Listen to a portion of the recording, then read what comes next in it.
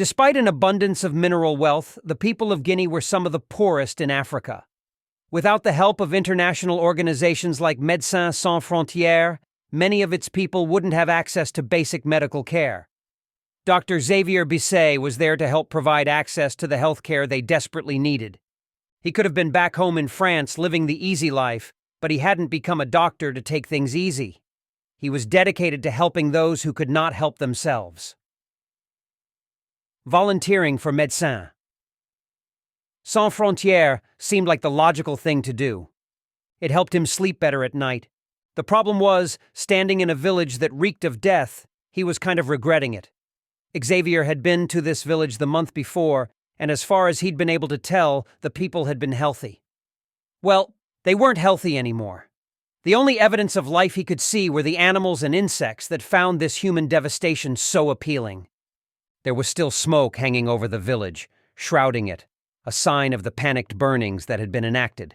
Some of the huts still smoldered, the stench coming off them caught in the prevailing breeze. "Go, we must leave this place!" That was his driver. A good man all told, but sometimes vulnerable to superstition. "We have to find out what happened here," Xavier insisted. If it was what he feared, the world would need to know. "Radio in and let base camp know the situation."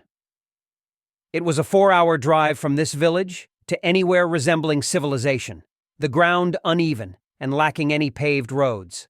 There were other villages around, most constructed from mud and wood, just as this one had been. The driver nodded his agreement, as the interior of the Jeep was far preferable to whatever had been set free in this place. They were far from the border, so it was unlikely whatever had happened here had been down to some kind of incursion. Xavier reckoned that would have resulted in bodies being strewn all around. Instead, the dirt paths between the huts were free of any evidence of the dead. Most likely the people here had fled, which was the worst thing that could have happened. From the pouch on his belt, Xavier took out his protective gear: mask, gloves, and safety goggles. It would be enough for him to safely investigate, he told himself.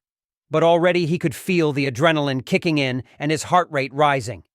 He'd witnessed scenes like this before. When you ruled out human violence as a cause, the next thing that sprung to mind was Ebola. Leaving his driver, Xavier made his way to the first hut. They knew him here, the people often grateful for his appearance.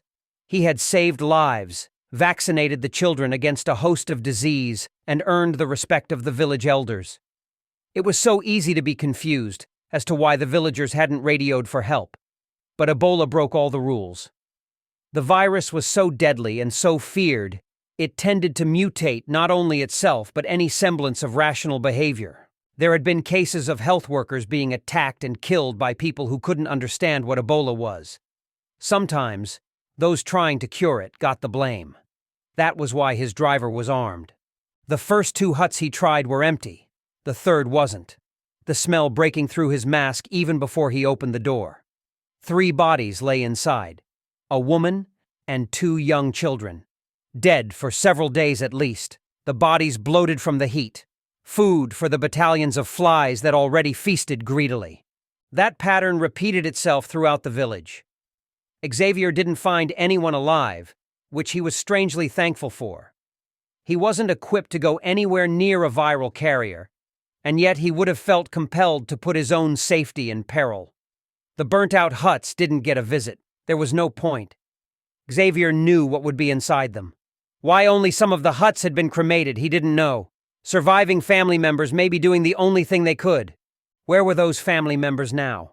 Whatever this thing was, he reckoned it had killed 1/3 of the villagers, which meant there were others out there likely carrying the disease.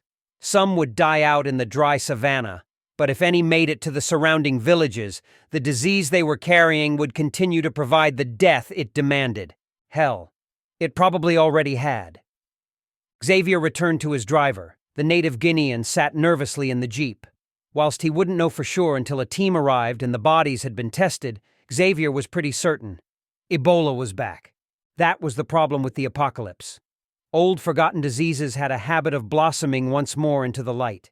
It was a sign that the planet was getting ready for humanity's final act.